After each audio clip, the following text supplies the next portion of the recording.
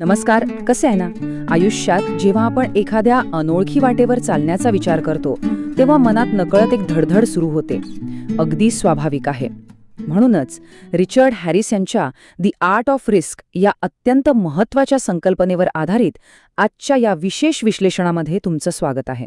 विशेषतः जे तरुण आता त्यांच्या करिअरची सुरुवात करत आहेत त्यांच्यासाठी योग्य वेळी घेतलेली रिस्क संपूर्ण आयुष्य कसं बदलू शकते हे समजून घेणं खूप गरजेचं आहे. रिस्क घेणं म्हणजे फक्त उगाचच हिंमत दाखवणं नाहीये, तर ते यशाचं एक अतिशय महत्त्वाचं गुपित कसं आहे हे आपण आज उलगडून पाहणार आहोत.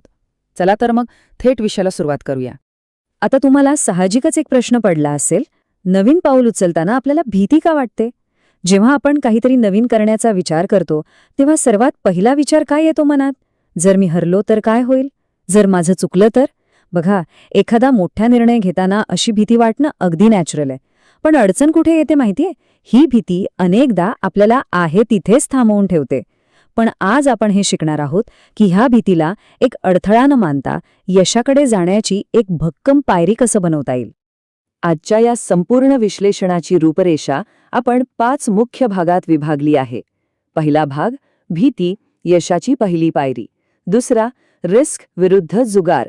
तिसरा, अपयश म्हणजे पराभव नाही. चौथा, रिस्कमधील नवीन संधी. आणि पाचवा, विचारपूर्वक पाऊल आणि प्रगती. तर वळूया आपल्या पहिल्या भागाकडे, भीती, यशाची पहिली पायरी. कोणत्याही नवीन गोष्टीची सुरुवात करताना भीती वाटणे हा मानवी स्वभावाचा एक अतिशय सामान्य भाग आहे. जेव्हा आपण आपल्या त्या सुरक्षित अशा कम्फर्ट झोनमधनं बाहेर पडतो तेव्हा भीतीही वाटणारच. आठवून बघा बरं तुमचे लहानपणीचे दिवस. पहिल्यांदा सायकल चालवायला शिकताना किती भीती वाटत होती. पडण्याची भीती होतीच ना, पण तो प्रयत्न केल्यावर आज सायकल चालवणं अगदी सहज शक्य झालंय. किंवा एखाद्याला पहिल्यांदाच स्टेजवर जाऊन भाषण देण्याआधी जाणवणारी ती धडधड बघा. पण एकदा का बोलायला सुरुवात केली आणि लोकांच्या टाळ्या ऐकल्या की ती सगळी भीती कुठल्या कुठे पळून जाते.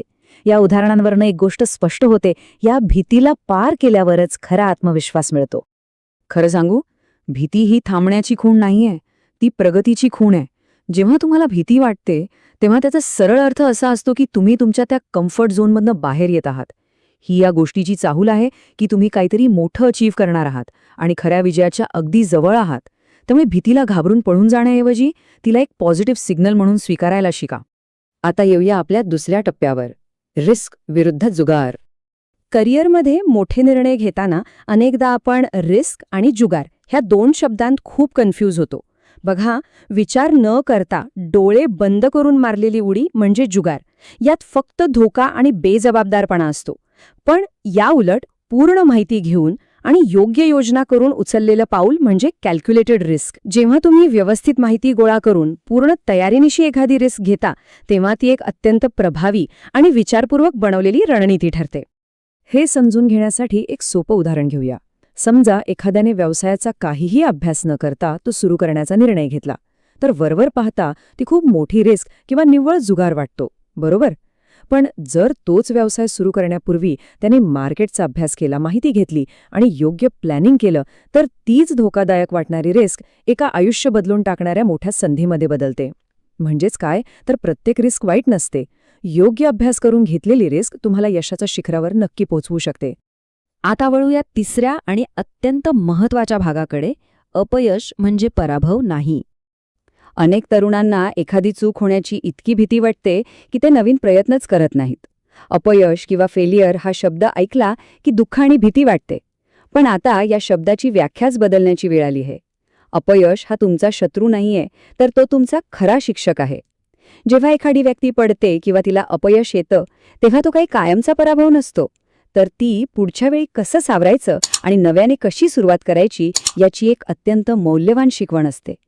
थोडक्यात सांगायचं तर अपयश तुम्हाला तुमच्या चुकांमधून शिकण्याची एक सुवर्ण संधी देतं.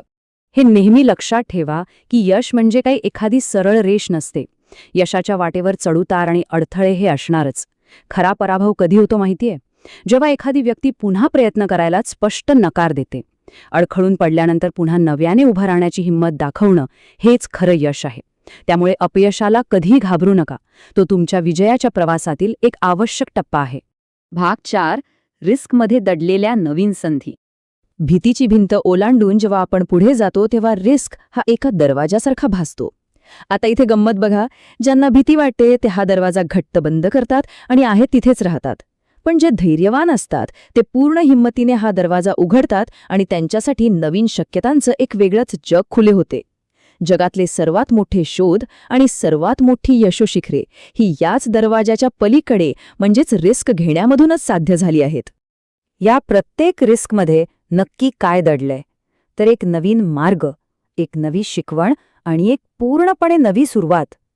जेव्हा आपण या अनिश्चिततेचा स्वीकार करतो ना, तेव्हाच आपल्या व्यक्तिमत्वाचा खरा विकास होतो. जे लोक हा धोका पत्करण्याची तयारी दाखवतात त्यांनाच स्वतःच्या लपलेल्या क्षमता ओळखण्याची आणि खूप पुढे जाण्याची ही अनोखी संधी मिळते. आणि आता आपला अंतिम टप्पा, विचारपूर्वक पाऊल आणि प्रगती. कोणताही मोठा निर्णय घेण्यापूर्वी या 4 अत्यंत सोप्या पण महत्त्वाच्या पायऱ्या नेहमी लक्षात ठेवा. पहिली पायरी, थांबा. कोणताही निर्णय घाईघाईत घेऊ नका, एक क्षण थांबा. दुसरी पायरी, विचार करा. येणाऱ्या परिणामांचा आणि धोक्यांचा अगदी शांतपणे विचार करा. तिसरी पायरी, तयारी करा. जोखीम मोजून त्यानुसार तुमची पूर्ण तयारी करा. आणि चौथी आणि सर्वात महत्त्वाची पायरी, पाऊल उचला. या पद्धतीने जर तुम्ही तयारी केलीत तर कोणतीही मोठी झेप तुम्हाला भीतीदायक वाटणार नाही, उलट ती तुम्हाला प्रेरणा देईल. आजच्या जगात अशा प्रकारची विचारपूर्वक घेतलेली रिस्क तुमचा खरा गेम चेंजर ठरते. तर हा संपूर्ण प्रवास आपल्याला हेच शिकवतो की अज्ञात गोष्टींना घाबरून पळून जाण्यापेक्षा त्यांची योग्य माहिती घेऊन, व्यवस्थित तयारी करून आणि धैर्याने त्यांना सामोरे जाणं हाच यशाचा खरा मार्ग आहे. जाता जाता फक्त एवढंच सांगेन, जिथे भीती संपते तिथेच खरी संधी सुरू होते. तुमच्या भीती पलीकडेच तुमचं खऱ्या अर्थाने यश तुमची वाट पाहत आहे. हा विचार तुम्हाला नक्कीच स्वतःच्या मर्यादा ओलांडून पुढे जाण्याची प्रेरणा देईल. हे विश्लेषण पाहिल्याबद्दल खूप खूप धन्यवाद. नेहमी स्वतःवर विश्वास ठेवा आणि विचारपूर्वक पुढे जा.